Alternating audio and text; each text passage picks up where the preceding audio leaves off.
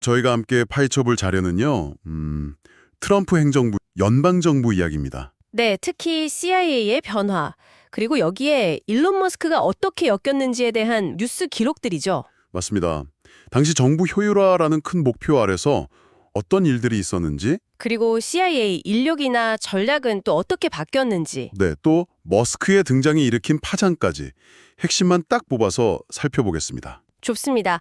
이 복잡했던 시기를 이해하는데 분명 도움이 될 겁니다. 자, 그럼 바로 시작해볼까요? 트럼프 행정부가 연방정부 비효율성을 굉장히 강하게 비판했던 게 보여요. 그러죠. 규모 축소, 예산 절감, 뭐 이런 목표를 내걸었죠. 네, 그래서 상당히 좀 고강도 구조조정을 추진했던 정황들이 곳곳에서 드러납니다. CIA 인력 조정 방식이 특히 좀 눈에 띄는데요.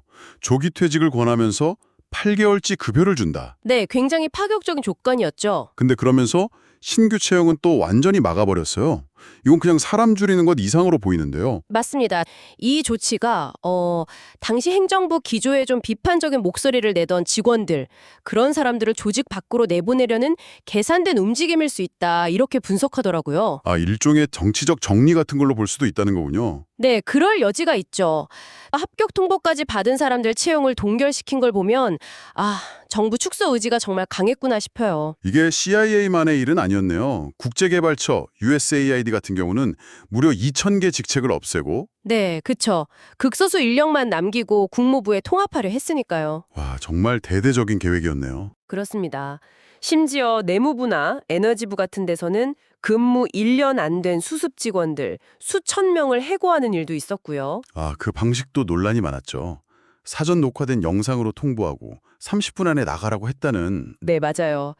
당시 분위기가 얼마나 좀 혼란스럽고 때로는 좀 비정하게 느껴질 수 있었는지 짐작하는 대목이죠. 이런 급진적인 변화의 한가운데 일론 머스크가 있었다는 게 참 흥미로워요.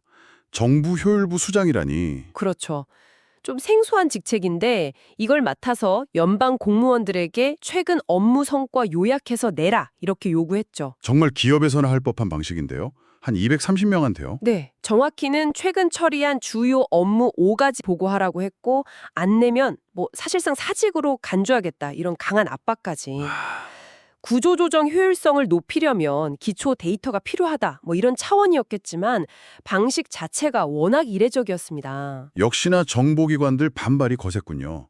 FBI 국장이나 국가정보국장 같은 사람들이 기밀 유출 우려된다. 내부 검토 필요하다. 이러면서 답반 보류나 거부를 지시했다는 건 네, 단순한 실무 저항 이상으로 본 거죠. 소스들은 이걸 머스크라는 외부 인사의 권한 행사에 대한 정보기관들의 견제, 그리고 그의 영향력을 한번 시험해 보려는 그런 무대로 해석했습니다. 이런 상황에서 트럼프 대통령이 행정명령으로 머스크한테 비기밀 정보 접근권을 줬다는 건 네, 명백히 머스크 편을 들어준 거죠. 힘을 실어준 조치로 분석됩니다. 근데 이렇게 막 밀어붙이던 계획도 예상치 못한 데서 브레이크가 걸렸네요. 법원에서 수습 직원 해고가 잘못됐다고 판단했죠. 그렇습니다.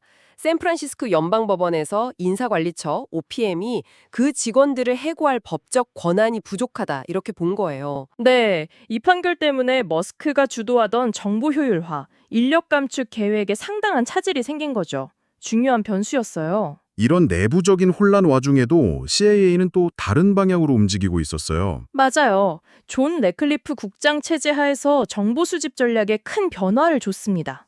마약 조직이랑 중국 관련 첩보 활동을 강화하고 이례적으로 서방 동맹국 정보 수집 확대까지 언급했다고요? 네, 그랬죠. 근데 가장 파격적인 건 중국 공무원들을 대놓고 포섭하려 시도했다는 점이에요.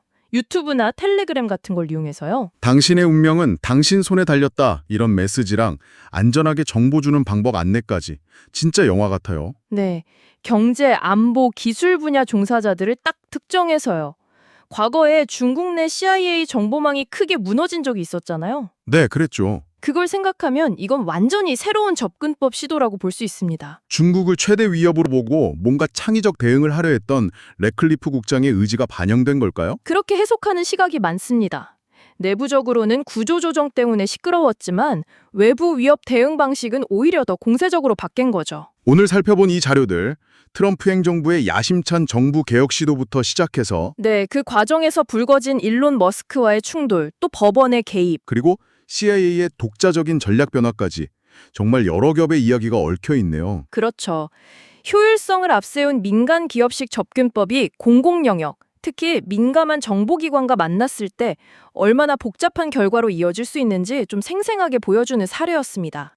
네, 이 자료들을 보면서 이런 질문을 던지게 됩니다. 국가 운영의 효율성을 높이는 것과 국가 안보라는 또 다른 핵심 가치를 지키는 것. 예상치 못한 마찰이나 부작용은 최소화하려면 어떤 고민이 필요할지 당신의 생각은 어떠신가요?